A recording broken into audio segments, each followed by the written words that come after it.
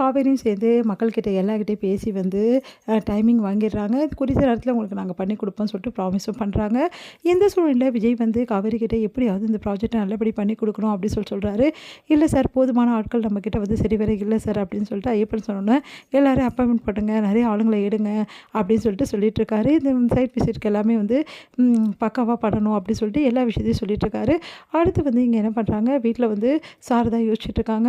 இந்த உடனே வந்து கேட்குறாங்க, நம்ம எப்பவும் போல் இந்த மாதிரி என்ன ஆச்சுமா, ஏம்மா வந்து இந்த மாதிரி யோசனை பண்ணிகிட்டே இருக்கேன், நீ சொன்னதும் கரெக்டு தாண்டி, பாட்டிக்கிட்ட நான் பேசினேன், அவங்க மனசு வருத்தத்தோடு இருக்காங்க, நான் அப்போவே சொன்னேன்லம்மா போகலான்னு அப்படின்னு கங்கா சொல்கிறாங்க.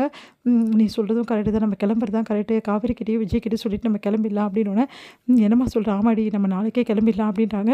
அம்மா இப்போ தாம்மா கரெக்டான முடிவு எடுத்திருக்கேன்னு கங்கா வந்து அவங்ககிட்ட சொல்லிட்டு இருக்காங்க. இங்கே காவேரி விஜய் ரொம்ப சந்தோஷமாக வீட்டுக்கு வராங்க. பாட்டிக்கிட்டே தாத்தா கிட்டேயும் இதுக்கப்புறம் எந்த பிரச்சனையும் இல்லை, எல்லா பிரச்சனையும் பேசி முடிச்சிட்டோம், எப்படி அது குறித்த இடத்துல வந்து வீடு தரோன்னு சொல்லியிருக்கோம், கண்டிப்பாக அது நாங்கள் கொடுத்துருவோம் அப்படின்னு சொல்லிட்டு பேசிகிட்டு இருக்காங்க. கரெக்டாக அப்போ வந்து நம்ம சாரதா அங்கே வராங்க. சாரதா வந்து இந்த மாதிரி நாங்கள் கிளம்புறோம், நாளைக்கு அதை சொல்ல தான் நாங்கள் வெயிட் பண்ணிகிட்ருக்கோம், தப்பாக நினச்சிக்காதீங்க தம்பி, நீங்கள் எவ்வளோ சொல்லி நான் கிளம்புறேன்னு சொல்லிட்டு எனக்கு வேறு வழி தெரியல, கங்கா இங்கே இருக்க மாட்டேன்னு சொல்லிட்டா, கங்கா ரொம்ப பிடிவாதமாக இருக்கா, வீட்டுக்கு போகிறேன்னு சொல்லிட்டு அப்படின்ற மாதிரி சொல்லிடுறாங்க. கங்காவும் ஆமாம் அப்படின்ற மாதிரி சொல்கிறாங்க. அதெல்லாம் கேட்டுட்டு ஒன்றும் புரியாமல் எல்லோரும் யோசிச்சுட்டு இருக்கும்போது, ஒரு நிமிஷம்க்கா அப்படி சொல்லிட்டு கரெக்டாக அங்கே வராங்க. முத்துமலர் பார்த்து எல்லாம் டென்ஷன் ஆகிறாங்க. நீ எதுக்கும்மா இங்கே வந்த அப்படின்னு சொல்லிட்டு வந்து பாட்டி கேட்குறாங்க. அதுக்கு வந்து அக்கா வந்து வீட்டுக்கு போகிறேன்னு சொன்னாங்களே, ஓ அப்படியே அவங்க கூட போயிடலான்னு பிளான் பண்ணுறியா, அதுக்கு தான் வந்திருக்கியா அப்படின்றாங்க பாட்டி. இல்லைங்க அக்கா, என்னை மன்னிச்சிடுங்கக்கா, நீங்கள் வந்து போவேனாக்கா இங்கேருந்து, இது உங்கள் பொண்ணு வீடுக்கா, நீங்கள் கட்டி கொடுத்த வீடு, நீங்கள் எதுக்குக்கா இங்கேருந்து போகணும், எல்லாம் எதுக்காக, ஒன்றால் தானே போகிறா அப்படின்னு மாதிரி சொல்கிறாங்க பாட்டி. எனக்கு புரியுதுங்க, நாங்கள் ஒரு முடிவு பண்ணியிருக்கோம், நான் என் பையனை சமாதானப்படுத்திட்டேன், இதுக்கப்புறம் நாங்கள் இங்கே இருக்க மாட்டோம், நாங்கள் நாளைக்கு காலையிலே இங்கேருந்து கிளம்பிடுறோம் அப்படின்னோடனே எல்லாம் அதிர்ச்சியாக பார்த்துட்ருக்காங்க. ஒன்றுமே புரியல எல்லாருக்கும்.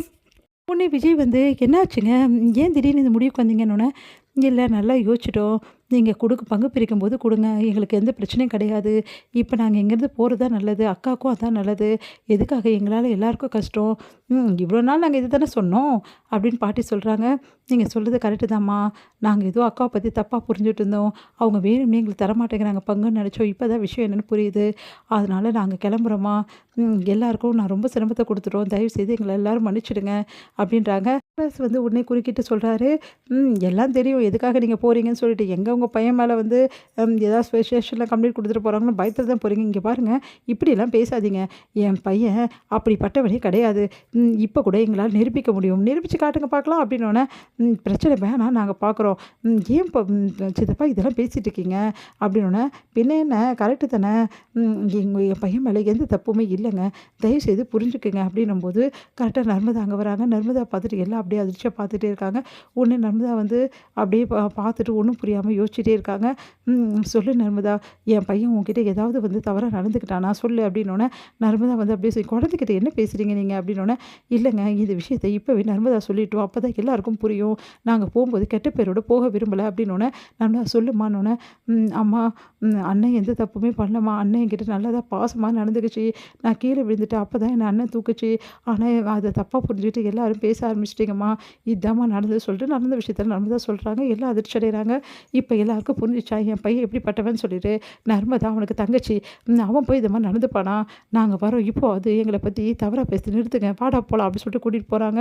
இதையெல்லாம் பார்த்து எல்லாம் அதிர்ச்சி அப்படி பார்த்துக்கிட்டே இருக்காங்க அந்த குடும்பத்தை போகிறத.